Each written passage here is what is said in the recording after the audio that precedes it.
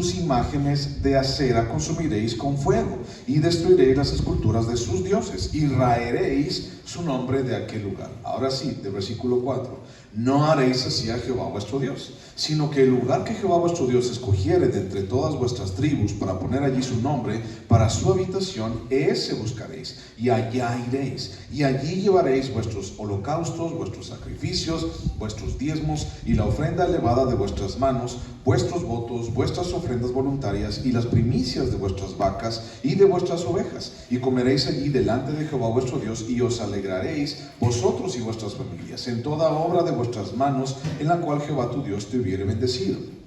No haréis como todo lo que hacemos nosotros aquí ahora, cada uno lo que bien le parece, porque hasta ahora no habéis entrado al reposo y a la heredad que os da Jehová vuestro Dios. Vamos a orar. Padre, tú eres bueno, Señor, grande, misericordioso, y Dios, Señor, aquí estamos otra vez, Señor, juntos, reunidos, Padre, en tu nombre. Espíritu Santo, buscando tu rostro, buscando tu palabra, buscando tu dirección. Nuevamente, Señor, aquí estamos, dándote a ti, Señor, la gloria y la honra. Pero también, Señor, tratando de escuchar tu voz. Señor, es por eso que venimos hasta este lugar. Y no porque este lugar sea mágico, ni bendecido, ni ungido, Señor, sino más bien porque tú has decidido, Señor, estar aquí con nosotros. Porque habitas en nuestro corazón. Y Señor, este tiempo que nosotros llamamos iglesia, Señor, es el tiempo donde tú, Señor, estableces tu reino y estableces, Señor, tu trono sobre nuestras vidas y sobre nuestras familias. Y es ahí, Señor, donde buscamos que tú estés siempre. Señor, ayúdanos, Dios, a seguir adelante, y ayúdanos, Dios, a escuchar de tu palabra. Señor, te pido el día de hoy, Señor, que tu palabra, como dice Hebreos, como una espada de doble filo, Señor, penetre hasta el tuétano, Señor, y divida el alma y el espíritu, Padre, y que nosotros podamos ser bendecida por ella, Señor, bendecida por tu palabra. Gracias, Señor, por tu amor, por tu misericordia, en el nombre de Jesús, amén. Muy bien, bueno, hemos estado estudiando un poquito acerca de la idolatría. Y entonces dijo Dios, cuando iban a entrar a la tierra prometida, estamos hablando sobre un tema en específico que es el santuario único. Y entonces, hablando del santuario único, Dios quería centralizar el culto a Dios. Porque cuando iban a entrar en la tierra prometida, se iban a encontrar con que había muchos dioses y había muchas imágenes de muchos ídolos, todos ellos falsos, por supuesto. Y entonces iban a entrar a esta tierra, la tierra prometida, la tierra de Canaán, y toda la gente que estaba allí pues se dedicaba a adorar todo este tipo de imágenes y de asunto y todo lo demás. Y entonces Dios no quería que el pueblo de Israel se mezclara con este tipo de ideas, con este tipo de pensamientos o con este tipo de ideas de Dios. Porque entendemos, la semana pasada les dije que muchas veces la idolatría, o más bien la idolatría, es una imagen falsa de lo que es Dios en realidad. O sea, todos fuimos creados para adorar, pero es nuestra decisión a quién adoramos. Entonces, hemos estado platicando acerca del santuario único, acerca de esa centralización del culto a Dios. Vamos a ir más adelante, ya cuando lleguemos casi hasta el final, y vamos a platicar acerca de lo que dijo Jesús en el Nuevo Testamento a la mujer samaritana. Pero después lo vamos a ver eso. Entonces regresemos al punto, y el punto es que Dios había querido centralizar el culto a Dios en medio del pueblo. Iba a escoger una ciudad, iba a escoger un santuario único, iba a escoger una forma única de buscar a Dios y de encontrar a Dios. Y eso es algo grandioso para ellos en esta ocasión, y también para nosotros, en el sentido de que Dios quería que la gente solamente hubiera un camino. Me voy a adelantar, te voy a spoilear, dicen los chamacos. Solamente hubiera un camino para llegar a Él, que solamente hubiera una forma para llegar a Él. ¿Y por qué no las demás formas? ¿Qué las demás formas, qué tienen? O sea, ¿por qué son malas? O por qué, ahorita te vas a dar cuenta de algo, ¿no? Pero bueno, estamos en ese tema, centralización del culto a Dios. Entonces, las leyes que establecían el culto a Dios por medio de un santuario central. ¿Recuerda cuál fue la ciudad donde Dios estableció ese santuario central? Jerusalén. Y entonces allí después de mucho tiempo con David y después con Salomón, establecería el templo de Salomón, el templo donde la gente iba a adorar, y cada año la gente iba y presentaba, hacía la Pascua, presentaba sus holocaustos, hacía todo estos rituales del Antiguo Testamento para acercarse a Dios. Entonces, esas leyes que establecen el culto a Dios en un santuario central eran una aplicación de los 10 mandamientos, una aplicación a la vida social, civil y religiosa del pueblo de Israel. Es decir, Dios quería que el pueblo de Israel entendiera que solamente había un Dios, un solo Dios, y que ese Dios estaba al pendiente de ellos en los ámbitos sociales, civiles, religiosos y de toda índole de sus vidas. Hemos platicado ya anteriormente, hace ya algún tiempo, hace años, cuando estuvimos platicando acerca del libro de Números, cómo es que Dios quería ser íntimo con ellos. Cómo es que Dios quería vivir una vida íntima con ellos, pero ellos no dejaban que esto pasara. Cómo es que Dios quería interactuar de una manera íntima con ellos, pero ellos solamente así como que querían verlo de lejos, ¿no? O por ejemplo en Éxodo capítulo 20, donde el pueblo de Israel le dice a Moisés: ¿sabes qué, Moisés? Tú habla con Dios, porque nosotros no queremos, o sea, no soportamos la santidad de Dios. Entonces, estos 10 mandamientos es una aplicación de esas leyes de un santuario central. Es decir, solamente hay un Dios, no tendrás dioses ajenos, no te harás imagen de lo que hay arriba en los cielos, no te inclinarás delante de ellos, y todo esto. Esto habla o se traduce de una manera que Dios quería impactar el aspecto social, civil, religioso y cada ámbito del pueblo de Israel. Entonces, la centralización, es decir, todos iban a un solo lugar, la centralización de la adoración de Dios en el templo único nos ayuda a entender el porqué de la destrucción de los santuarios de los dioses cananeos, ¿ok? El hecho de que solamente hubiera un santuario para Dios nos ayuda a entender de por qué Dios quiso que destruyeran todos los demás santuarios de los demás dioses. Bueno, vamos a comenzar diciendo que Dios es un Dios celoso. ¿Recuerdas? Ese es uno de sus atributos. ¿Recuerdas eso? Dios es un Dios celoso. Él no comparte la adoración con ningún otro. No quiere. Él es celoso de tu vida. Nosotros decidimos a quién adorar y decidimos a quién darle nuestro corazón, decidimos a quién darle nuestra adoración, decidimos en quién creer. Sin embargo, Dios dice: yo quiero esa adoración para mí.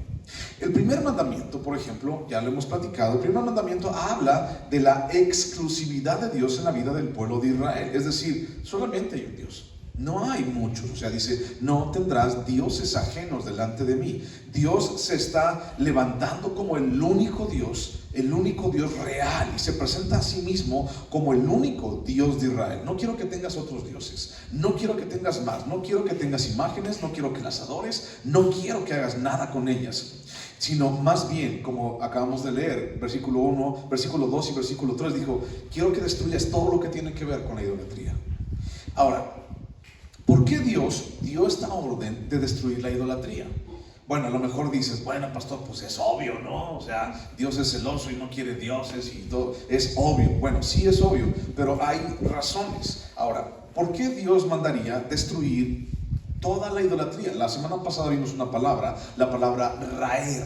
La palabra raer que ves ahí en el versículo 3 es algo así como rasurar o rasparle, así con todo lo que tienes, para quitar toda la suciedad o la mugre de algún lugar. Entonces prácticamente Dios dice: quiero que rasuren, quiero que rayen, esa es la palabra, quiero que hagan esto con todos los dioses, prácticamente que no quede nada de ellos. ¿Por qué? Bueno, uno, por el celo de Dios. Dios es un Dios celoso. Dios no comparte, no quiere compartir tu corazón y no quiere compartir el mío. Dios es celoso. Ahora, podemos decir: ¿eso es malo? Bueno, eso es para plática de otra predicación, ¿ok? Pero Dios quiere tu corazón y no quiere compartirlo con nadie. Dos, ¿por qué Dios dijo que destruyeran la idolatría? Porque Dios es incomparable. Es decir, Dios no lo puedes comparar con otra cosa. No puedes meterlo en un lugar. Dios no puedes compararlo con la estatuita o el monito de yeso que tienen. No puedes. No puedes compararlo no se puede, es incomparable, no hay comparación, ¿ok? Aún de repente me voy para el otro lado. Aún de repente la gente en algunas ocasiones llega a comparar, si por ejemplo yo te digo blanco, tú me dices negro. Si yo te digo chino, ¿qué me dices? Lacio. Si yo te digo gordo, ¿qué me dices? Flaco. Bueno, Yo te digo gordo, me dices flaco, gracias. Si yo te digo Dios, ¿qué me vas a decir? Algunas personas dicen Dios, diablo, ¿no? O sea, así como que blanco, negro, flaco, Dios, diablo. Bueno, ¿qué crees? No es así. Dios es incomparable, ni siquiera hay una contraparte para Dios. Dios es infinitamente más grande, poderoso y glorioso que el mismo Satanás. O sea, no podemos comparar, así como lo bueno y lo malo, no podemos comparar al diablo con Dios y al Dios con el diablo. No se puede, porque Dios es mucho más grande que eso. Bueno, 3. ¿Por qué Dios mandó destruir la idolatría? Porque Dios no puede ser representado. Esa es otra cosa. Dios no puede ser representado con nada de lo que nosotros podamos hacer en este mundo, con nuestras fuerzas o con nuestras manos. Dios no puede ser representado. 4. ¿Por qué Dios mandaría destruir la idolatría? Porque Dios quería evitar, 4, la contaminación de la adoración. ¿Ok? Dios quería evitar la contaminación de la adoración. No quería que el pueblo de Israel fuera con los cananeos y entonces buscaran qué hacer, cómo hacer y todo. No quería Dios que se contaminara la adoración. 5. ¿Por qué Dios mandó destruir la idolatría? Porque Dios quería provocar el rechazo hacia la idolatría. ¿Ok? Dios quería que la gente, que su pueblo, el pueblo de Israel, no tuviera nada que ver con la idolatría. No tuviera nada que ver con adorar a otros dioses y adorar imágenes y todo eso. Entonces, por eso la orden de raer el nombre de esos dioses. Ahora, durante el transcurso de la historia del ser humano, del hombre, la idolatría de los pueblos ha sido un factor determinante en el comportamiento de las personas. O sea, los pueblos fuera de Dios, los pueblos siempre, prácticamente todos han sido idólatras, han tenido muchos dioses, han sido politeístas, y entonces hay Dios de la lluvia, y Dios de la guerra, y Dios del amor, y Dios de todo ese asunto, ¿no? Entonces, a través de la historia, la idolatría de los pueblos ha sido un factor determinante en el comportamiento de las personas. En otras palabras, la idolatría ha determinado el comportamiento de las personas. Y no solamente ha determinado su comportamiento hacia Dios de las personas, o sea, adoran a muchos dioses pero no a Dios, sino que también en su vida, la vida de las personas, la idolatría se ha metido así hasta los huesos, se ha metido hasta la cocina en la vida de las personas, se ha metido en el aspecto social, en el aspecto civil, en el aspecto gubernamental, y prácticamente en todos lados la idolatría tiene hilos moviendo la vida de las personas. Y entonces, por ejemplo, ¿por qué? Fíjate, es un ejemplo, ¿no? ¿Por qué cerraron la única calle que sirve de Silao? ¿Por qué la cerraron? Y, o sea, no pudieron irse para otro lado. No pudieron irse la gente para, no sé, al campo de fútbol y hacer lo que ellos quieren hacer. ¿Por qué necesariamente tienen que cerrar la calle principal, la única que está bien, y por donde pasan todos o pasamos todos? ¿Por qué? Bueno, ya sabes por qué, ¿verdad? ¿Alguien sabe por qué? Bueno, con relación a las fiestas. Acaban de pasar la feria y todo ese rollo, ¿no? Y a lo mejor, bueno, en Romita también, o sea, en diciembre cierran y no les importa. O sea, eso, el asunto de esa adoración ya se fue a lo social. Y entonces, los que son de Romita, vamos a ir a Romita, o sea no hay por dónde pasar. No hay por dónde llegar a donde tienes que llegar. Tienes que darle toda la vuelta a Romita nada más para ir a tu casa. O sea, no se puede. Eso ya se metió hasta lo social. En lo civil y en lo gubernamental. O sea, ¿qué tiene? Se supone que estamos en un gobierno que es un gobierno laico. ¿Sabes qué es eso, no? Un gobierno que no favorece ni a uno ni a otro creencia religiosa. Y entonces, si estamos en un gobierno laico, entonces ¿por qué los gobernantes siguen llamando a sacerdotes a que les bendigan sus campañas y todo este rollo? O sea, la idolatría se va hasta lo social, lo civil y lo gubernamental, y hasta donde tú no te imaginas. Inclusive en la misma educación. No tengo tiempo para platicártelo, pero en algún momento te lo puedo platicar también.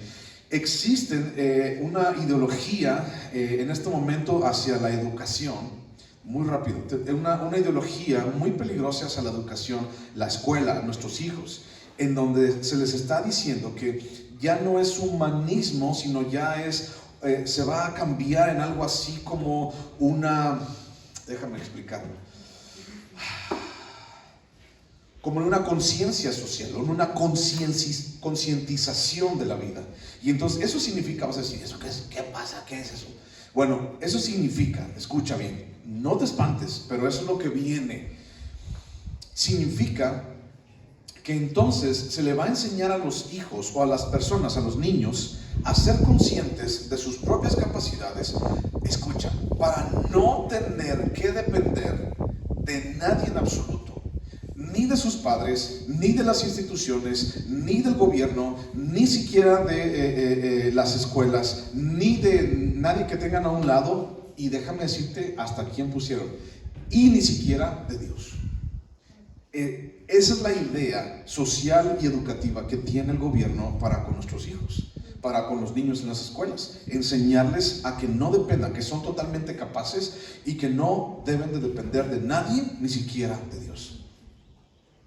Eso es algo que tenemos que pensar. Digo, no tengo tiempo para contarte eso, pero es algo que está saliendo últimamente dentro de los comentarios de educativos y de gente que sabe de este rollo, ¿no? Después platicamos ya más del autor y todo eso mismo, pero se mete a todos lados la idolatría. Y hoy mismo la idolatría juega un papel fundamental en el comportamiento de las personas, porque es precisamente la deidad con D minúscula, la deidad de cada uno, la que rige el comportamiento de cada uno. Entonces, si yo, vamos a suponer, estoy adorando al Dios de la guerra, ¿cómo crees que va a ser mi comportamiento? Pues va a ser perrucho, violento. ¿Y qué me ves? Tráeme agua, como nomás para ti. Algo así, o sea, todo eso. Si yo adoro al Dios que me va a dar dinero, pues ¿cómo crees que está mi corazón? O sea, ¿qué hay en mi vida? Avaricia. Entonces, respecto a la deidad, es también el comportamiento de la persona, y eso es muy evidente en las personas. Entonces, la idolatría como práctica es recurrente en el aspecto religioso, sí, pero existe una variante de la idolatría, de la idolatría, porque siempre que hablamos de idolatría pensamos en imágenes y cosas así, ¿no? Pero hay una variante de la idolatría que es una enfermedad social, y eso es algo de lo que hoy te quiero platicar. Y eso se llama egolatría. ¿Okay? La egolatría es lo mismo, pero no estás adorando una imagen, sino en la egolatría estás adorando ¿a quién? A mí mismo. Eso significa la palabra egolatría. Ego significa yo. Y entonces cuando hablamos de ególatra significa adoro, o estoy buscando, o estoy adorando a mi yo, al yo. Entonces, esa es una parte de esa idolatría que no vemos. Y aún como cristianos no la vemos, no la identificamos, pero necesitamos entender esto. Esta va mucho más allá. Muchas veces cuando hablamos de ególatra, es una persona ególatra. Cuando hablamos de egolatría, tal vez nos imaginamos a alguien que solamente está contemplando en el espejo, ¿no? Y entonces así como que, ay, qué bonito soy, qué lindo soy, cómo me quiero. ¿No? Y entonces pensamos en gente así. Sin embargo, no. Va mucho más allá de contemplarse en el espejo. La egolatría dicta cada decisión. Escucha esto. La egolatría dicta cada decisión, cada pensamiento, cada acción y cada sentimiento en el individuo. En otras palabras, depende de a quién yo estoy adorando, entonces va a ser mi comportamiento. La egolatría es altamente destructiva en el individuo. Es altamente destructiva en la familia, altamente destructiva en la sociedad, en los trabajos, en el gobierno y en la iglesia. También hablamos de nosotros como iglesia. Y no voy a hablar de iglesias fulanas de tales, estoy hablando de nosotros, aquí nosotros. La egolatría es un factor de destrucción dentro de las iglesias y dentro de nuestra iglesia también. Es algo que tenemos que tener muchísimo cuidado. ¿Por qué un ególatra destruye su familia? ¿Por qué un ególatra destruye su familia? Porque decide, piensa, se acciona y siente en base a lo que él quiere, en base a lo que es lo mejor para mí, en base a lo que a mí me conviene y lo que yo quiero. ¿Y por qué lo decimos? Porque yo quiero. ¿Y por qué en vez de comprarle la leche al niño o los pañales, por qué te compraste esos tenis? Pues porque yo quiero, por eso yo me lo gané mi dinero, por eso yo fui, por eso yo anduve, por eso. Esa es la forma.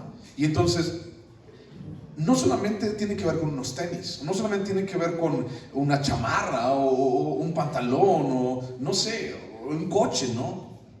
¿Por qué le compraste esos focos al coche? Pues para que se viera bonito. Pues si ya tienes 6 focos, ¿para qué le pones más focos? Pues es que entre más focos más, ¿no? O sea, destruye la familia, porque destruye economías. ¿Por qué destruye a la sociedad? Porque entonces cada quien jala para su parte. Cada quien jala para donde ellos quieren. Cada quien hace lo que quiere. O sea, has pasado últimamente, bueno, toda tu vida tal vez, has pasado últimamente por las calles de Silao. ¿A quién le importa el basurero que está en cada calle de Silao? ¿A quién le importa recogerlo? Pues a nadie. Yo lo tiré.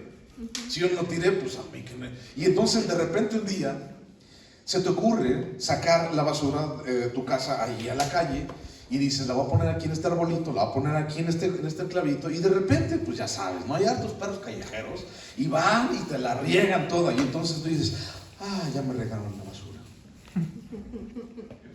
Pues ni modo, y te metes a tu casa y nadie rejunta la basura y nadie recoge nada. Y entonces, o sea, pasamos, yo me incluyo, y pasamos a un lado del basurero y pasamos a un lado del mosquerillo y todo, y a nadie nos importa. ¿Por qué? Porque yo no lo use. O sea, el día que a mí me afecte, pues a mí no me afecta, que lo recoja quien le afecte, ¿no? ¿Por qué en el trabajo? ¿Por qué destruye los trabajos? Porque cada quien quiere trabajar a su manera. Nadie quiere cumplir reglas, nadie quiere acatar reglas. Yo llego a la hora que quiero, yo hago lo que se me pega la gana, yo trabajo lo que yo quiera trabajar y no me tienes que decir cuánto. ¿Por qué un gobierno? ¿Por qué destruye gobiernos? Porque entonces hay gente que dice, yo aquí soy el que mando y nadie tiene derecho a reclamarme nada ni estar en mi contra. Y de ahí se empiezan a crear situaciones como muchos países que actualmente vemos en las noticias. Y por último, ¿por qué destruye la iglesia? Porque entonces cada quien en su silla y en su cada cual decide hacer las cosas a su propia manera. Cada quien a su propia manera dice, yo hago las cosas a mi manera. Yo no necesito de nadie, absolutamente de nadie. ¿Recuerdas lo que te dije de la educación? Yo no necesito de nadie para que me diga qué hacer, ni me le voy a pegar a nadie para que me diga qué hacer. Yo hago lo que a mí se me pegue la gana. Y entonces cuando hablamos de que en la iglesia cada uno podemos hacer lo que se nos pega la gana, mira, vamos a cambiar el nombre. Vamos a ponerle un club social, pero ya no vamos a poner iglesia, porque así no es la iglesia. No estamos, como hijos de Dios, no estamos para hacer lo que yo quiera, para hacer lo que yo quiera y hacerlo a mi modo. Y si no estamos, o sea, tú no vas a la calle y haces las cosas a tu manera y a tu modo. O sea, hay reglas, hay leyes. Y si respetamos las reglas y las leyes del mundo, ¿por qué no respetar las de Dios? El peligro constante en que la egolatría, o más bien es que la egolatría me hace pensar que lo que estoy buscando es bueno. Eso es el peligro. La egolatría me hace pensar que lo que estoy buscando yo es bueno. ¿Y por qué es bueno? Pues porque no me estoy traicionando a mí mismo, porque estoy haciendo las cosas para mí mismo, porque mientras yo esté bien, pues lo demás a mí no me importa, ¿no? Pero nunca, cuando una persona ególatra decide, acciona, piensa o siente en base a sí mismo, esa persona nunca valora lo que pasa a su alrededor. No le importa pisotear, no le importa agredir, no le importa decidir, no me importa. O sea, yo quiero hacer lo que me pegue la gana y no me importa lo que él sienta. O sea, yo quiero hacer lo que se me pegue la gana y no me importa lo que a él se le antoje. Yo lo voy a hacer, ¿por qué? Pues porque yo quiero. Y entonces, una persona así no se da cuenta de cuánto afectan sus decisiones en su entorno. O tal vez sí se da cuenta de que está afectando situaciones y personas en su entorno, pero no quiere aceptarlo. O tal vez no le importa y le dice, me vale, ¿no? Ahí está la basura tirada, pues me vale. O sea, ¿para qué le echas más basura? Pues no sé, para que me vale. Alguien que lo recoja el más bruto de todos, ¿no? Y entonces hay gente así, hay gente que no se da cuenta. Pero hay gente que no le importa. Y no solamente, o sea, la basura y los perros y todo este asunto es solamente un ejemplo, hay muchísimos más, muchos más y muchos más serios, como por ejemplo en la familia. Pero bueno, busca por favor Jeremías capítulo 16. Vamos a buscar otra vez estos versículos, ya los leímos la semana pasada, pero no quiero que se te olviden. Jeremías capítulo 16, versículo 11 y 12, hablando bajo el marco de la egolatría. Dice Jeremías 16, 11: entonces les dirás, porque vuestros padres me dejaron, dice Jehová, y anduvieron en pos de dioses ajenos y los sirvieron, y ante ellos se postraron y me dejaron a mí y no guardaron mi ley, y vosotros habéis hecho peor que vuestros padres, porque he aquí que vosotros camináis cada uno tras la imaginación de su malvado corazón, no oyéndome a mí. ¿Oyéndole a quién? ¿Al pastor? No, está hablando Dios. Está hablando Dios mismo. Dice, no me oyeron a mí. Ahora, Jeremías 17:9. ¿Cómo es el corazón? Engañoso es el corazón más que todas las cosas y perverso. ¿Quién lo conocerá?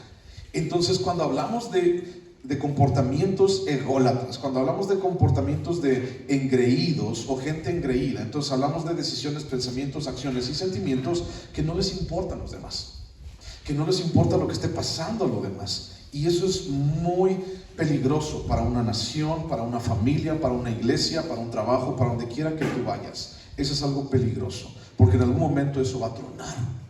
Y va a tronar mal. ¿Y sabes para dónde se va a ir lo más malo que va a tronar ese día? Pues para la persona ególatra.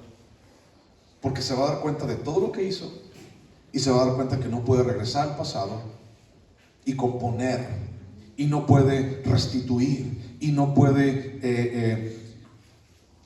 regresar. Pero se dio cuenta que ya lastimó. Ahora, antes de seguir adelante, cuando nosotros no conocíamos a Dios, éramos ignorantes acerca de esto. Éramos ignorantes acerca de lo que yo hacía.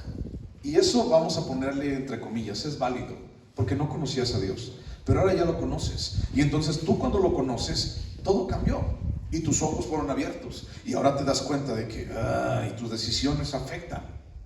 Y a veces, como seres humanos, nos choca. Así como decidir, ¿por qué?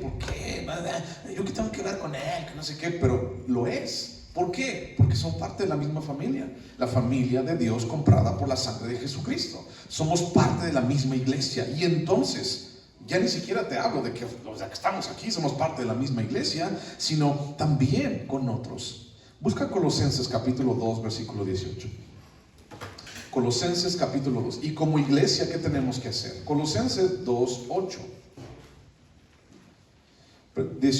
2, 18. ¿Te acuerdas de esa frase que te digo, que cada quien hace lo que se le hinche la regalada gana? Bueno, es bíblico, mira. Colosenses 2, 18. Nadie os prive de vuestro premio, afectando humildad y culto a los ángeles, entremetiéndose en lo que no ha visto, vanamente hinchado por su propia mente carnal. Ahí está, míralo, subráyalo. 19, eso es lo importante. Y no haciéndose o agarrándose de la cabeza, cabeza con C mayúscula. Cuando es con C mayúscula, ¿a quién está refiriendo? A Jesús.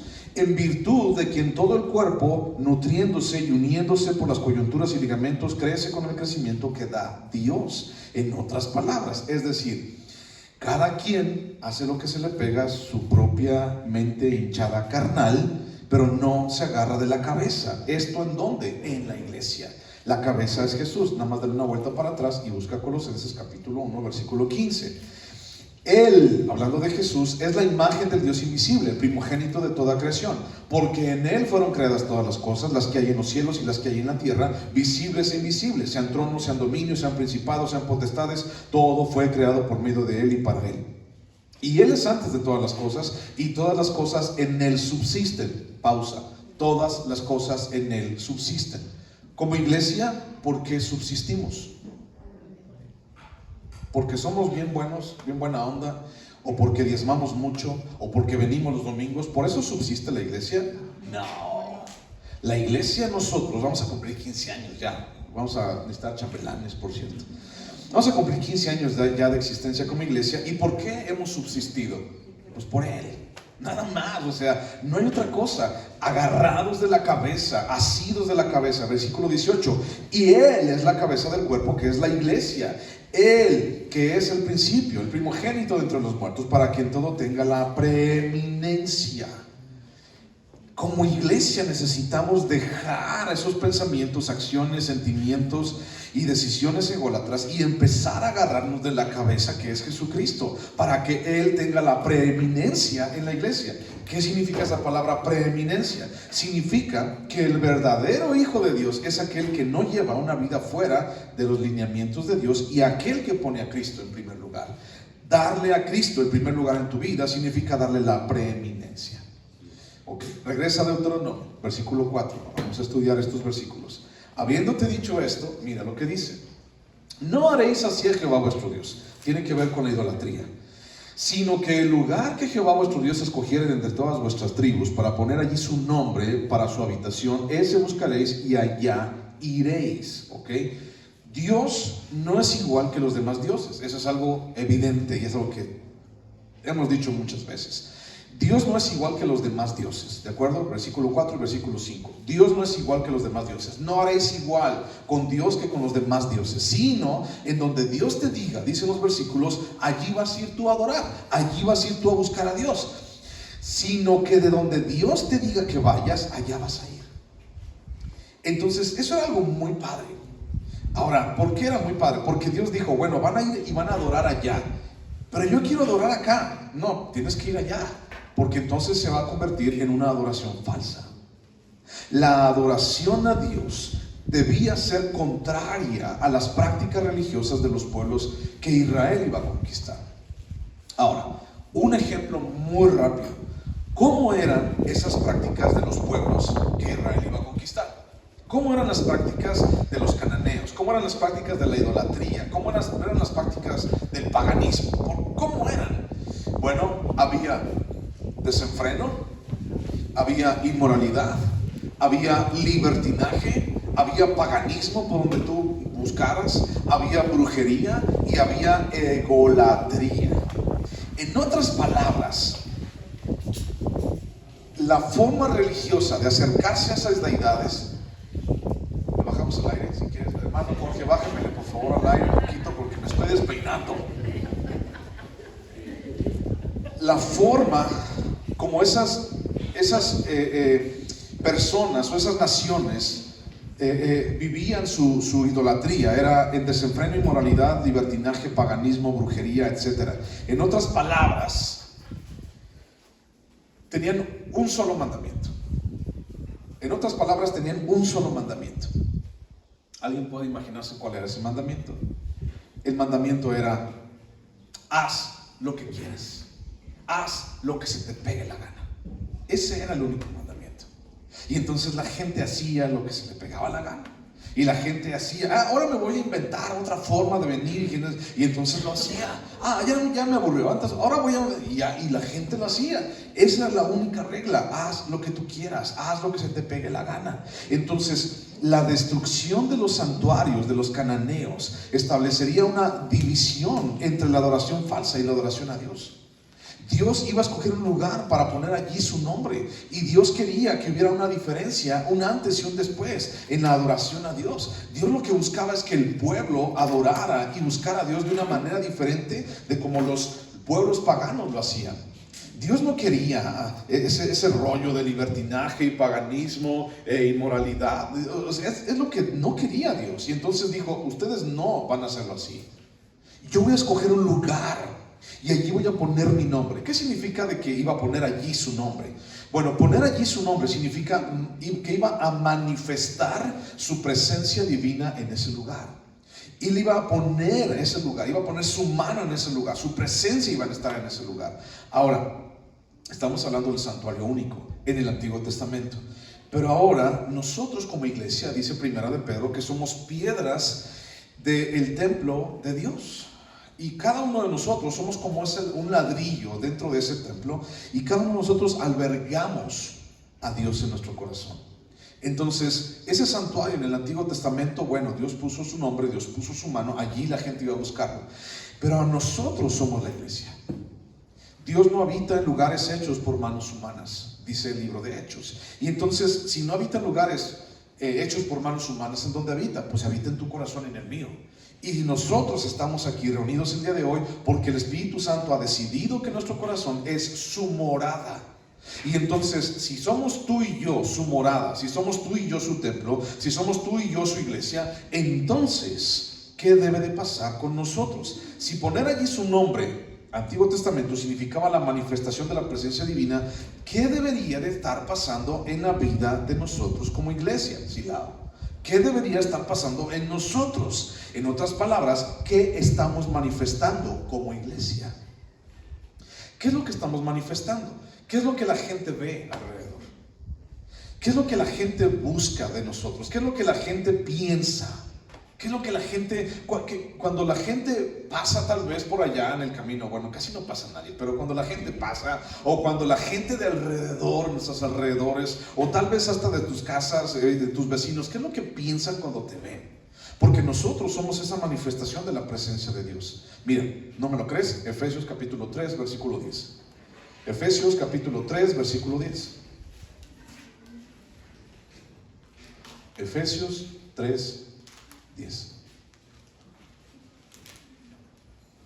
Efesios 3, 10. ¿Lo tienes? Dice, para que la multiforme sabiduría de Dios sea ahora dada a conocer por medio del pastor a toda la gente que vive al lado de la iglesia. ¿Sí dice así en tu versión? ¿Sí dice así tu Biblia? No, no dice así. Dice, para que la multiforme sabiduría de Dios sea ahora dada a conocer por medio de los misioneros que vienen cada mes. ¿Sí dice así? No, dice, para que la multiforme sabiduría de Dios sea ahora dada a conocer por medio de ¿quién? De la iglesia. ¿Y quién es la iglesia? Tú, yo, nosotros. A los principados y potestades en los lugares celestiales, conforme al propósito eterno que hizo en Cristo Jesús nuestro Señor. Tú y yo fuimos llamados para manifestar la presencia de Dios aquí en la tierra. Y nosotros podemos decir, es que yo quiero ir a las naciones y conquistar las naciones y hablarle a las muchedumbres y hablarle a la multitud de personas que andan por allá, porque Dios me prometió que iba yo a conquistar las naciones. Primero conquista tu colonia, primero conquista allí y háblales a tus vecinos y después hablamos de lo demás. Somos muy buenos para eso y nos encanta que nos hablen hacia el oído. Dios quiere una palabra para ti, que vayas a las naciones, pues wow. Bueno, allá en León hay naciones, allí hay unas que se llaman Honduras y hay calles que pues si quieres venirte a predicar allá, pues órale, te mandamos. Pero es a través de la iglesia, es a través de nosotros que la manifestación de la presencia de Dios se hace evidente, porque Dios puso su nombre en ti. Jesús, ¿cuál es su nombre? Jesucristo. Y Él puso su nombre en ti. Y por eso me llamo cristiano. Y por eso no lo oculto. Soy cristiano, soy hijo de Dios. Bueno, entonces demuéstralo. Y entonces manifiesta la presencia de Dios en tu vida. Juan capítulo 7.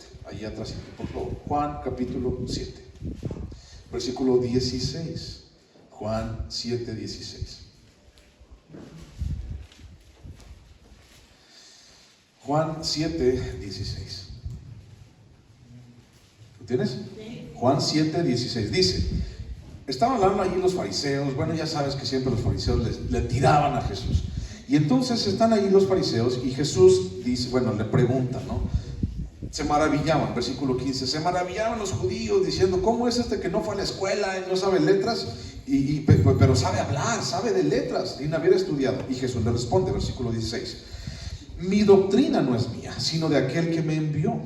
El que quiera hacer la voluntad de Dios conocerá si la doctrina es de Dios o si yo hablo por mi propia cuenta. Fíjate el 18, subrayalo ese 18, también está power ese 18. Dice, el que habla por su propia cuenta, su propia gloria busca. Pero el que busca la gloria del que le envió, este es verdadero y no hay en él injusticia. Como iglesia, ¿por qué estamos hablando? ¿Cuál es nuestro objetivo? ¿A dónde queremos llegar? A encontrar una gloria para nosotros mismos. El que habla de sí mismo busca su propia gloria, dice allí. El problema es que buscamos nuestra propia gloria como iglesia. Repito, no quiero hablar de iglesias por allá. Estamos hablando de nosotros, aquí, frente a frente. El problema es que buscamos nuestra propia gloria. Hablamos de nuestro propio corazón. Y el que lo hace así no se da cuenta. O tal vez no quiere aceptarlo. ¿Y por qué no quiero aceptarlo? Pues porque no es cómodo. No es cómodo aceptar que estoy hablando de mi propio corazón. No es cómodo aceptar que estoy viviendo mi vida en base a mi propio y engañoso corazón. Ahora, hay gente, como yo te decía, hay gente que lo ignora. Hay gente que se da cuenta. O hay gente, vamos a suponer que como cristianos decimos, es que la verdad yo no me di cuenta que te herí, no me di cuenta que lo hice en contra de ti, no me di cuenta, pero la pregunta sería aquí, entonces ¿cómo me doy cuenta? ¿Cómo yo me daría cuenta? Pues preguntando. Y puedes preguntar, oye, ejemplos, oye, ¿cómo ves? ¿Cómo ves tú? ¿Mi matrimonio va bien? Y entonces los que estamos aquí tenemos la responsabilidad de hablar bíblicamente. Y entonces, a ver, ¿cómo está tu matrimonio? Mi matrimonio está así, y así, y así, y así, y así. Ok, y si está así de esa manera, bíblicamente, ¿en qué estás fallando? Estoy fallando en esto y en esto y en esto. Ok. Oye, ¿tú crees que estoy criando bien a mis hijos? Y entonces los que estamos aquí tenemos la responsabilidad de hablarte bíblicamente y decirte, ¿sabes qué? ¿Cómo has estado criando a tus hijos? Así, y así, y así, y así. Ok, ¿eso es bíblico? No, entonces estás mal. ¿Cómo darme cuenta? Preguntando. Oye, ¿estoy tomando buenas decisiones en mi vida? Preguntando. A nadie, o sea, eso no cuesta ni un peso. Tú puedes preguntar. Ahora, es mi responsabilidad delante de ti, o sea, pregúntame, oye, pastor, esto, oye, aquello, y ya yo te diré, bueno, mira, la Biblia dice esto en base a tu matrimonio, la Biblia dice esto en base a tus hijos, la Biblia dice esto en base a tu trabajo, la Biblia dice esto en base, y entonces ya vamos diciendo, pero el asunto es que no preguntamos, y nos gusta quedarnos así como yo, mira, ya pasó, no pasó nada, aquí me quedo. Y entonces después pasa el tiempo y después, es que ¿por qué? ¿Por qué nadie me dijo? ¿Por qué no preguntaste? Como iglesia es nuestro deber, a través de lo que hacemos, manifestar a Dios.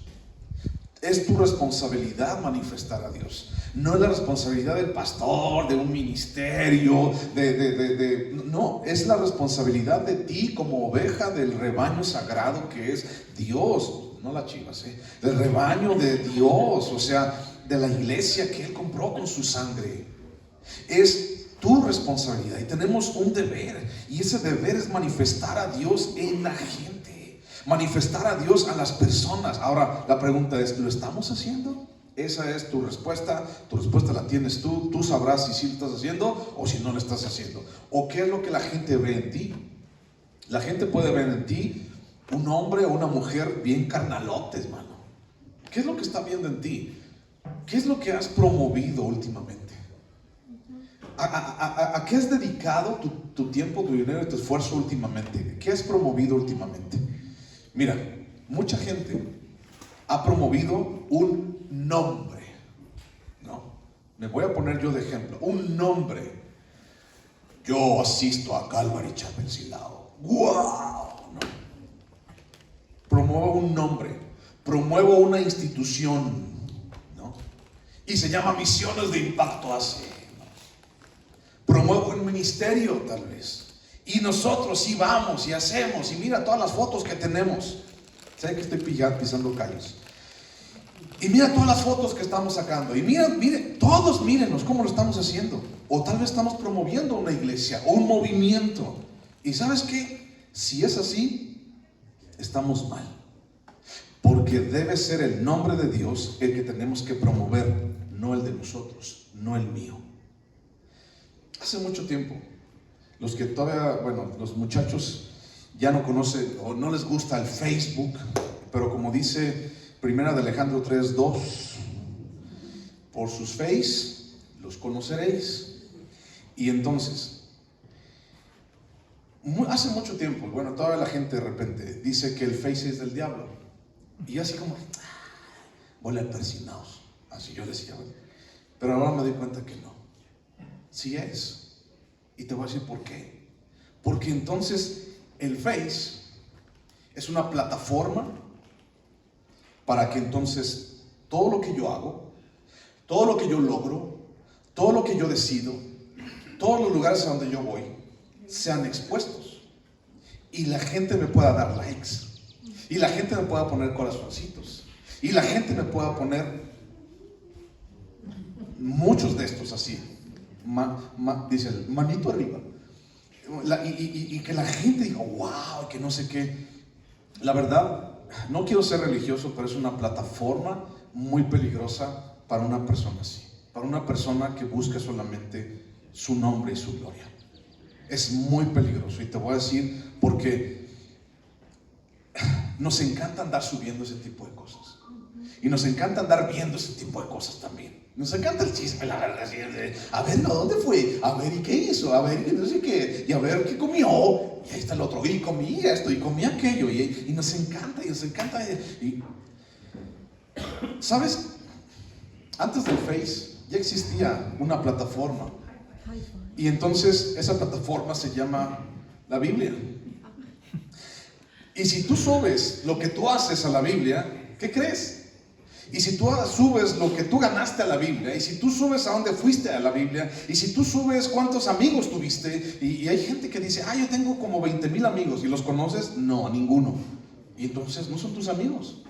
Y entonces yo gané quién sabe qué, y yo gané quién sabe cuánto, y mira todas mis fotos, y mira yo fui a quienes. Si tú lo subes a esta plataforma llamada Biblia, todo es basura delante de Dios.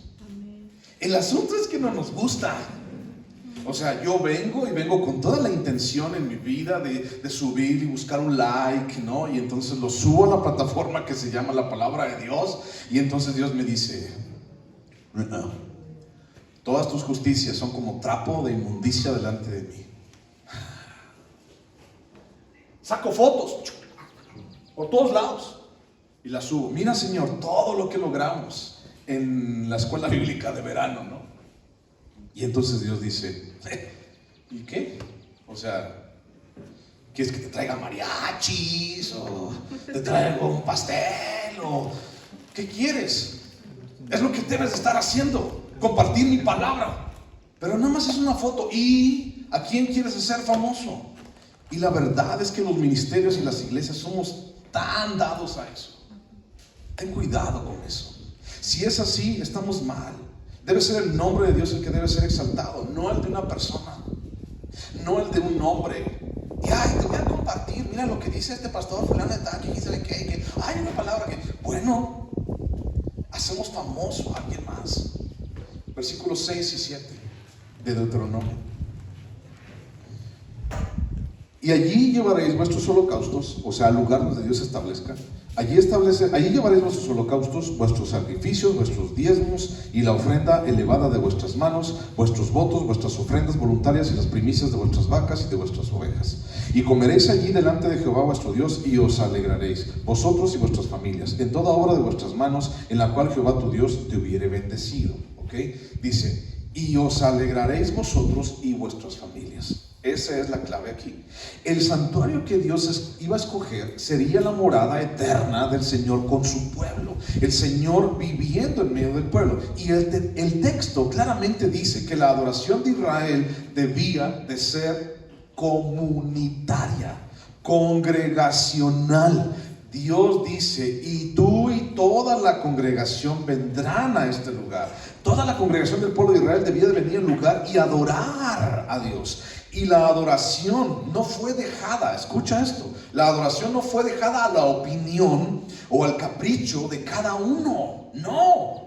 Así como, como tú quieras venir, cuando tú quieras. No, Dios estableció fechas y estableció formas y dijo de esta manera y así lo vas a hacer. Y esta es la adoración congregacional y comienza ¿en dónde? ¿En dónde comienza la adoración congregacional? Comienza, ahí está la respuesta, en las familias. Comienza en las familias, persiste en las familias y termina en las familias. Después de Dios, tu familia es lo más importante. Después de Dios, tu familia es lo más importante. Dios en primer lugar, tu esposa, tus hijos, tu trabajo y después todo lo que venga. Si los lugares están invertidos, entonces estás en problemas. Dios, tu esposa, tu esposo, tus hijos en tercer lugar, en ese orden. Tu trabajo, porque con trabajo le das de comer a tus hijos, y después todo lo que tú quieras ponerle. Dios es lo más importante y después mi familia.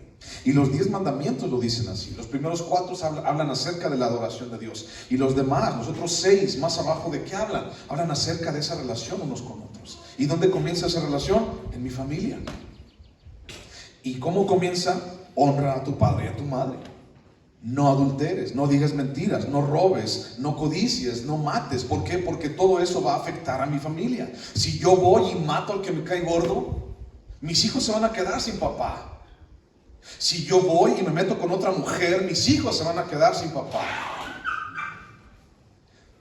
Si yo voy y entonces miento, entonces la gente ya no me va a creer. Y si mi trabajo depende de la credibilidad, entonces mis hijos también se van a quedar sin comer. ¿Te das cuenta de eso? Pero aún en esa idea importante de mi vida, la familia es lo más importante, ¿sabes? Lo hemos hecho mal. Si amar a mi familia, escucha esto que te voy a decir, si amar a mi familia se basa en mi opinión, ególatra, si amar a mi familia se basa en mi opinión, estoy mal. Si es que quiero estar con mi familia, si estar con mi familia se basa en mi opinión personal, estoy mal. Si llevar los asuntos de mi familia se basa en mi opinión personal, estoy mal. Si adorar a Dios o pertenecer a una iglesia y estoy involucrando a mi familia, y todo eso se basa en mi opinión personal, estoy mal. No es en base a lo que yo digo, no es en base, o sea, la familia sí la amo, quiero estar con ella, quiero llevar los asuntos, quiero llevarla a la iglesia y pertenecer y todo esto. Si lo estoy haciendo de esa manera, entonces lo estoy haciendo mal. Si no lo estoy haciendo de esta manera. Esta es la manera que tú y yo necesitamos vivir nuestra vida en todos los ámbitos, comenzando con mi familia.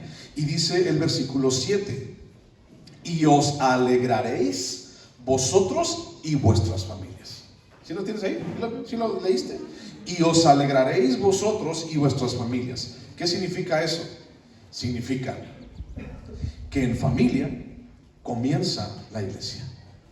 La iglesia se compone de familias, y cada uno de nosotros somos una familia y componemos la iglesia, y somos como una pieza importante dentro de la iglesia. Y me llama mucho la atención que dice: y os alegraréis vosotros y vuestras familias. Una vez un hombre que ya murió me preguntó: ¿por qué sigues haciendo esto? Después de un chorro de regadas que dio en su vida, y yo seguía buscándolo y le decía: yo quiero estar, mira, échale ganas, busca a Dios. Y me decía: ¿por qué sigues haciendo esto? ¿Por qué me sigues buscando? ¿Por qué sigues haciendo esto de llamar y de hacer? ¿Por qué lo sigues? Y dije: mira, el día que tú llegues a la iglesia y yo pueda verte caminando con tu esposa o con tus hijos, entrando a la iglesia, ese va a ser mi pago. Lo hago para que tú y tu familia puedan acercarse a Dios. Pero cuando hablamos de y os alegraréis vosotros y vuestras familias, el asunto es de que estas familias, o nosotros como familias, mira, a veces tu cara de obligado de estar aquí es más grande que tu deseo de estar aquí. La verdad, cuando nosotros y nuestros hijos vienen obligados, algo estamos haciendo mal. Te voy a poner un ejemplo muy pequeñito. Cuando decidimos venir a la iglesia el domingo, ¿dónde comienza esa decisión? ¿Dónde comienza? ¿El domingo? Yo no lo creo. Esa decisión de venir a la iglesia el domingo comienza el sábado. ¿Y sabes por qué? Porque entonces tú sabes que hay que dormirse temprano. Porque entonces tú sabes que no hay que andar quién sabe dónde. y llegar hasta quién sabe qué horas. Porque tú sabes que tus hijos son medios flojillos y no se van a querer levantar mañana. Y entonces a las 8 de la mañana, para que lo estás levantando y lo estás con el cinturón para que se levanten y se bañen y desayunen y todo, y no se levantan y no desayunan y no quieren, ya no quieren, y faltan 15 a las 11 y tú todavía estás allí y te peleas con tu esposa y tu esposa te avienta un sartenazo y hazme desayunar, y pues tú hazme desayunar solo y que no sé qué, y plánchame, pues usted planche solo, y entonces no, ya no vamos. O si llegas, ya ves, te dije que no sé qué, para que llegas tarde, a mí me gusta, y luego los perros ahí los tienen para mí, que no sé qué. O sea, tantas cosas. Decidir venir a la iglesia el domingo comienza desde el sábado, donde tú descansas, donde tú te mentalizas y empiezas a pasar tiempo para llegar tranquilo el domingo en la mañana, para llegar a buscar a Dios. Mis hermanos, tristemente te lo digo, hay demasiadas caras dentro de nuestra iglesia con una obligación de estar aquí. Y eso no cumple donde dice: y os alegraréis vosotros y vuestras familias. Comienza con nosotros, cabezas de familia, lo entiendo. Comienza con nosotros. Y es nuestra responsabilidad. ¿Qué estamos haciendo? Y ¿sabes algo? ¿Sabes por qué te hablo de familias? ¿Y por qué te hablo de una parte de egolatría y que destruye familias? ¿Y por qué te hablo de familias? Porque es allí donde el diablo quiere atacar. Porque es allí lo que ha hecho durante tanto tiempo. Porque es allí, en Silao y en todo alrededor, lo que el diablo está haciendo. Está destruyendo familias. Si quieres te digo ejemplos con nombres y apellidos. Pero mejor vamos a la Biblia. Job capítulo 31, versículo 34. Job 31, 34. Job 31, 34. Mira lo que dice Job 31, 34. ¿Lo tienes? Sí. Dice Job: porque tuve temor de la gran multitud, o sea, de la sociedad, y el menosprecio de las familias me atemorizó, y callé y no salí de mi puerta. ¿Qué es lo que está pasando en el mundo el día de hoy? ¿Qué es lo que está pasando en Silao? ¿Qué es lo que está pasando a nuestro alrededor el día de hoy con las familias? Se menosprecia a la familia. Se menosprecia al papá como papá. Se menosprecia a la mamá como mamá y a los hijos. Se menosprecia cada uno de los aspectos de la familia. Y entonces sacan la idea del matriarcado y patriarcado y los mandilones y un chorro de cosas. Y entonces el hombre quiere ser mujer y la mujer quiere ser hombre para bla, ya sabes todo ese asunto. Se está desprestigiando y menospreciando la institución más sagrada que Dios vino a crear, que es la familia. Y a través de la familia es donde se crean iglesias y se crean trabajos y se crean empresas. ¿Cómo empezó una empresa fulana de tal? No empezó con una tiendita familiar. ¿Cómo empezó el negocio fulano de tal? No empezó con el papá y los hijos yendo a vender tacos, por ejemplo. ¿Cómo empezó el pan Bimbo, ¿no? Mundialmente famoso? No empezó en una panadería familiar el papá y sus hijos. No empiezan así todas las grandes empresas. Así empiezan. Y entonces el mundo ha desprestigiado y menospreciado a la familia. Cuida a tu familia. Cuida a tu familia. La familia, más de 300 versículos en la Biblia hablan acerca de la familia. Y hablan acerca de cómo tú y yo también tenemos que llevar nuestra familia delante de Dios. Y nuestras familias, hay muchos versículos donde decía, y es que el hombre y su familia, ¿no? Y es que fulano y tal y la familia. O un ejemplo, Josué, mi familia y yo, o yo mi familia serviremos a Jehová. O sea, esos ejemplos están una y otra vez en la Biblia. Y tú vas y ves la tele y está una persona, su nombre nada más, ganó una medalla de oro. Qué bueno. Pero nunca dicen él y su familia y sus papás que lo apoyaron, sus papás que lo llevaron al centro deportivo, su mamá que fue a vender tamales en la mañana para pagarle los pasajes a ese muchacho. Nunca dice, se ganó una medalla de oro él y su familia. Nunca dice, ese que corre tanto porque su mamá lo traía chancleando todos los días y corría más recio. No dicen eso. O sea, son logros individualistas, logros ególatras. No dicen, es que hizo este logro porque su mamá fue la que lo llevó, su papá fue lo que lo impulsó. Uno de ellos, el boxeador, el que ganó la medalla de plata, en las noticias leí que su papá vendió su coche para que su hijo fuera a las Olimpiadas. Necesitamos familia. Necesitamos cuidarnos como familia. Tú darías todo por tu familia, lo sé. Pero también nosotros que estamos aquí fuimos comprados con la sangre de Jesús y también somos familia. Jeremías 31:1. Jeremías 31:1. Dice, en aquel tiempo, dice Jehová, yo seré por Dios a todas las familias de Israel y ellas serán a mí por pueblo. Está hablando nuevamente de familias. Dice, yo quiero ser un Dios de familias. Y la egolatría destruye familias.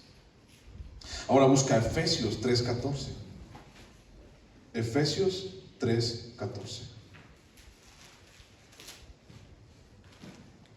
Y dice, por esta causa doblo mis rodillas ante el Padre de nuestro Señor Jesucristo, Efesios 3:14 y ahora 3:15, de quien toma nombre toda familia en los cielos y en la tierra. Nuestro nombre está en Jesús. Nuestra familia está en Jesús. ¿Y cómo está ese tema en tu vida? ¿Qué es lo más importante? Bueno, regreso al tema de la egolatría que destruye familias y trabajos e iglesias. Versículos 8 y 9, con esto se acabó. Deuteronomio, últimos. Y dice, no haréis como todo lo que hacemos nosotros aquí ahora, cada uno lo que bien le parece, porque hasta ahora no habéis entrado al reposo y a la heredad que os da Jehová, vuestro Dios. Cada uno, dice este pasaje, ha hecho lo que bien le parece hasta el día de hoy. Eso es egolatría. Eso es, yo decido, yo hablo, yo pienso, yo actúo, yo mis sentimientos en base a lo que yo quiero. Repito, no voy a hablar de iglesias fulana de tal, voy a hablar de nosotros. La respuesta solamente la tienes tú. ¿Qué tanto estás haciendo las cosas como bien te parecen hasta el día de hoy? En tu ministerio, en tu iglesia, en tu familia, en tu trabajo y todo lo demás que te rodea. ¿Qué tanto estás haciendo las cosas como mejor te parece a ti al día de hoy? El pueblo de Israel, antes de entrar a la tierra de Canaán, había hecho, según Moisés, todo lo que ellos habían querido, como bien les parecía. Podemos hablar de muchas cosas buenas del pueblo de Israel, pero Moisés vivía con ellos y Moisés sabía quién eran ellos, el pueblo de Israel, y está diciendo, pero para que ustedes ya no hagan las cosas como bien les parece. Dios buscaba establecer una forma, un lugar, un tiempo, una línea de adoración en el pueblo a través de la centralización de un santuario único para evitar problemas posteriores de idolatría, de falsa adoración y de egolatría. Porque la egolatría dice, ya no me gustó, me voy para otro lado. Se va para el otro lado y dice, ya tampoco me gustó acá, me voy para el otro lado. Y entonces ya tampoco me gustó aquel, entonces me voy para el otro lado. Y entonces Dios no quería eso. Pregunta, ¿a dónde vamos como iglesia? Es una pregunta para ti. ¿A dónde vamos como iglesia? ¿A dónde va tu familia? Habiendo escuchado todo esto, ¿a dónde va? Necesitamos reflexionar, mi hermano. Nosotros, Silao, necesitamos reflexionar. Necesitamos reflexionar y corregir lo que tenemos que corregir. Aún no es tarde. El último versículo que tengo para ti, te lo sabes de memoria. Juan capítulo 14, versículo 6. Jesús les dijo, yo soy el camino y la verdad y la vida. Y nadie va al Padre si no es por mí. Cuando hablamos de ese camino, cuando hablamos de la centralización de la adoración, cuando hablamos de que las cosas no son como tú quieres, sino hablamos de que voy a hacer las cosas como Dios me dice que tengo que hacerlas, hablamos de hacer las cosas como Dios manda, adoración como Dios manda, familia como Dios manda, mi trabajo como Dios manda, iglesia. Tenemos que reflexionar en seguir haciendo iglesia como Dios manda. Y la primera cosa que me manda es: hazlo como yo te lo estoy diciendo. Y podemos preguntar, y todos podemos preguntar. Nadie nacemos sabiéndolo todo. Podemos preguntar.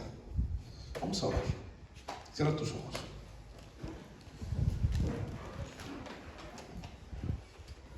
Señor Jesús,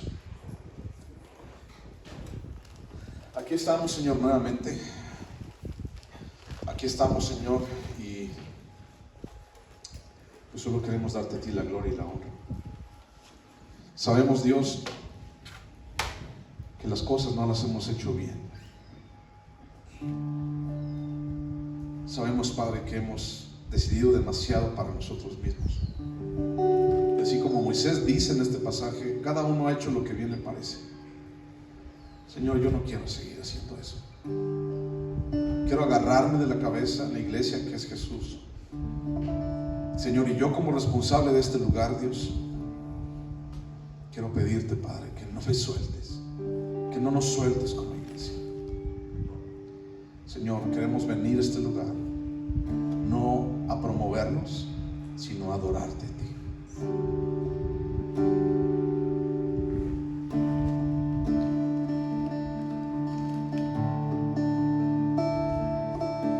Tú eres la luz que brilló en las tinieblas. Abrió mis ojos, pude ver. Mi corazón adora tu hermosura. Esperanza de vida eres tú. Vine a adorarte, vine a mostrarme, vine a decir que eres mi Dios. Solo tú eres grande, solo tú eres digno. Eres asombroso para mí.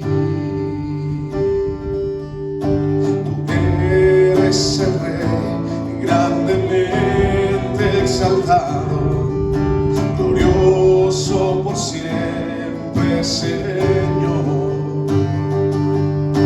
Al mundo que creaste, humilde viniste, pobre te hiciste por amor.